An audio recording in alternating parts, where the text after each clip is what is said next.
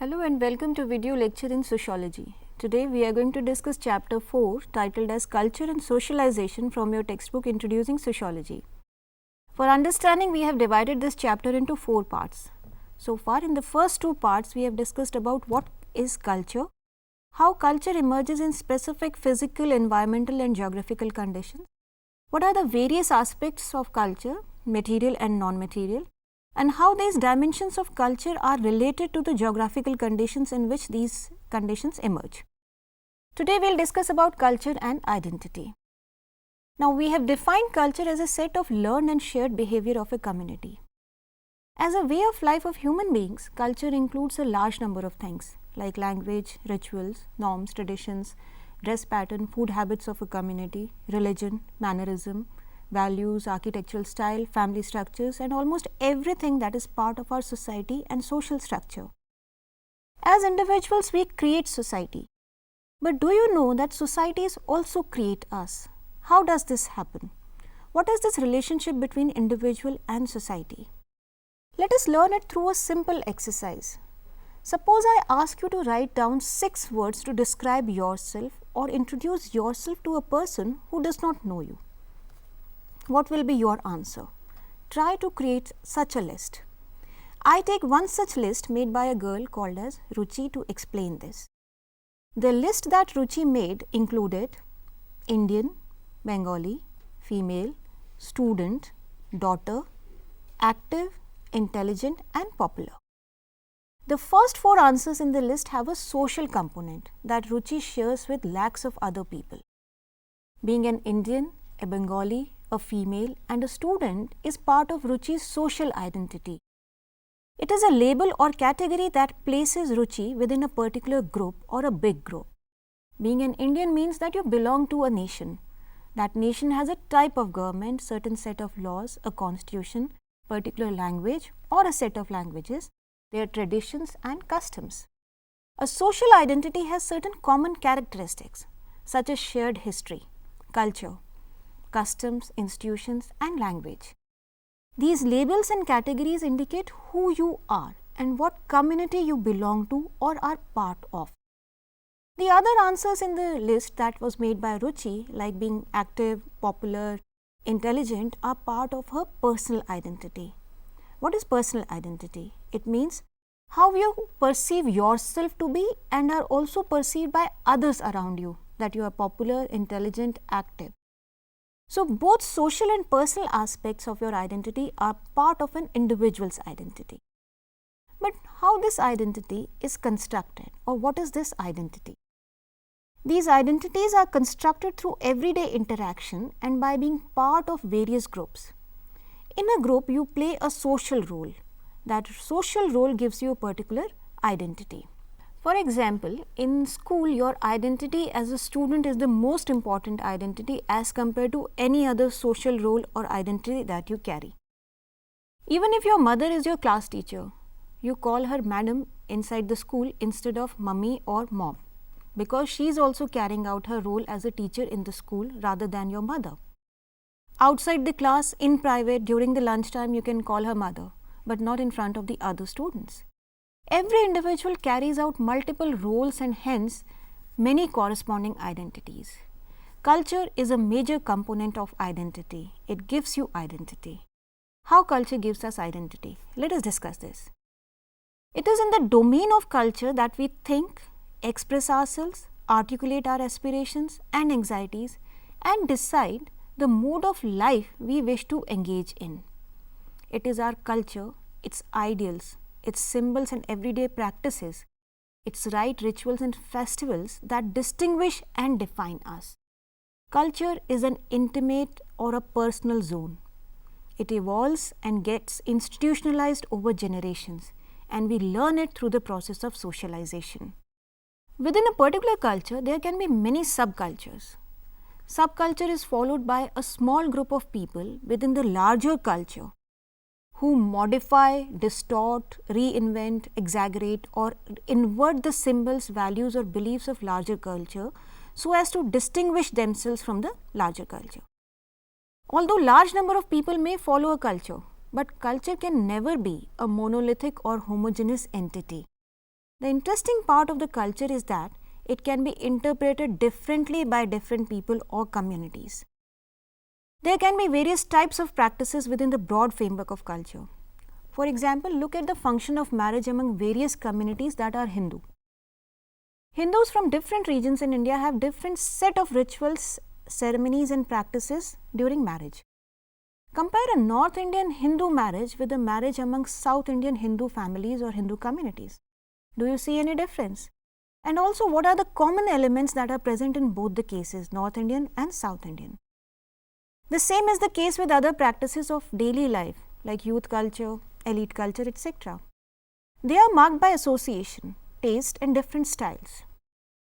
Subcultures can also be identified on the basis of their speech, dressing style, mannerism or preference for a particular kind of music like rock, pop, jazz or metal. These unique practices distinguish people of subculture or group from each other and also contributes to their social identity. In fact, subcultures function as cohesive units which bind people together. A subcultural group can have its leaders or followers, but group members are bound by purpose of the group and work together for achieving that purpose. For example, people in neighborhood can form a club or association and engage themselves in some constructive activities such as sporting or environmental protection. Sometimes they are engaged in yoga or art of living. The people, those who belong to this subculture, they gain acceptance of their identity through their efforts. Such activities give members a positive self-image and also inspires others in the community to follow them. Every culture is unique. Evolving over centuries, culture provides an image, a sense of belongingness and identity to the individuals or to communities. There is nothing problematic with socio-cultural identities and differences as long as they provide a meaning to your existence and a sense of belongingness to the people of a particular community. However, the problem arises when, while interacting, cultures begin to claim their superiority and start comparing and ranking other cultures lower or higher than their own. This is termed as ethnocentrism. It means application of one's own cultural values and framework to evaluate the behavior or beliefs of people of other cultures.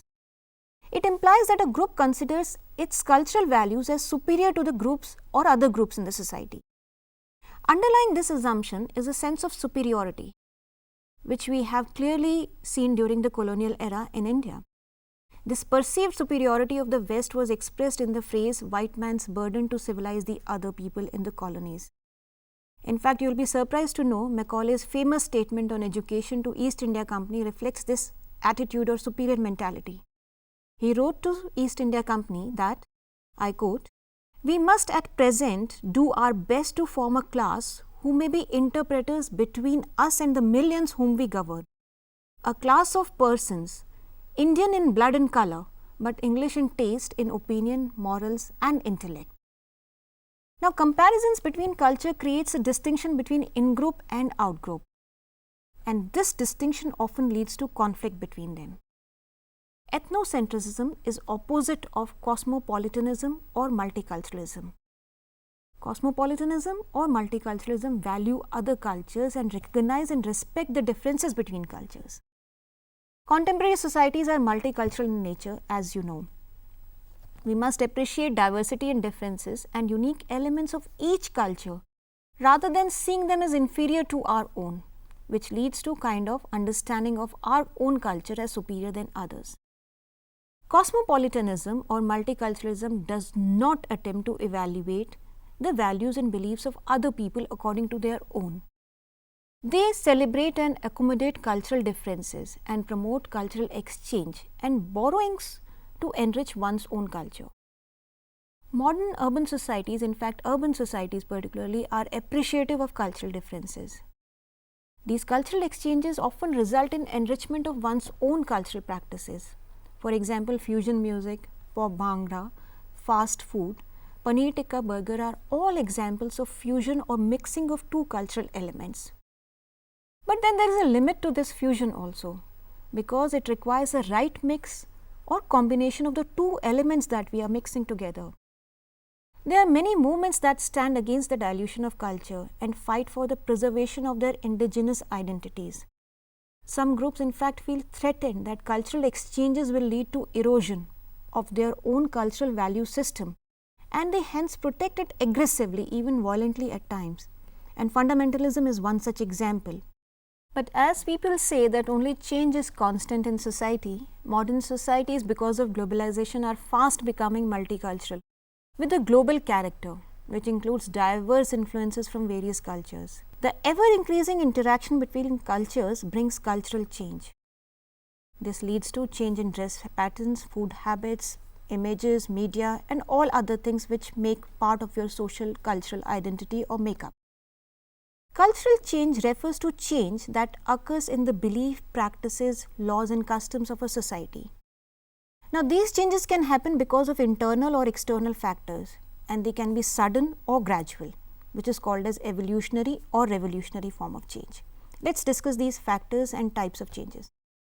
The internal factors of cultural change or social change include changes that happen within the society. For example, change in the methods of farming can lead to growth in agricultural production. Now, this can lead to change in consumption and quality of life of people in agrarian or rural societies. On the other hand, external factors include contact between societies, like in conquest or colonization. Contact with other societies can change established practices, traditions, and lifestyle of people, or they may be imposed upon them forcefully. The British introduced many changes in India that led to cultural changes, like introduction of English education, language, food, dresses, modern institutions, etc. Now, this introduction of cultural changes challenged many of the old practices. At times, these changes can also come due to natural or physical factors. Civilizations and cultures can vanish because of natural disasters and calamities. In the same way, there are communities that are dependent upon natural environments such as forest and land. But if these resources are taken away from people in the name of development projects, the local communities are displaced. Such situations lead to disastrous consequences as people lose much of their cultural legacy and practices behind and get dispersed in different directions, hence losing contact with the people of the same cultural community. Culture of tribal communities in central India and northeast are worst affected by such displacements and contacts with the wider society. Apart from gradual changes, which are called as evolutionary changes, changes can also be revolutionary or sudden.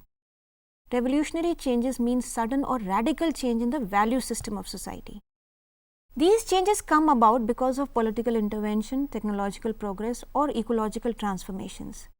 French Revolution is a good example of a revolutionary change. The French Revolution transformed the character of the French society forever by abolishing monarchy and the estate system, and it established values of liberty, equality, fraternity among people.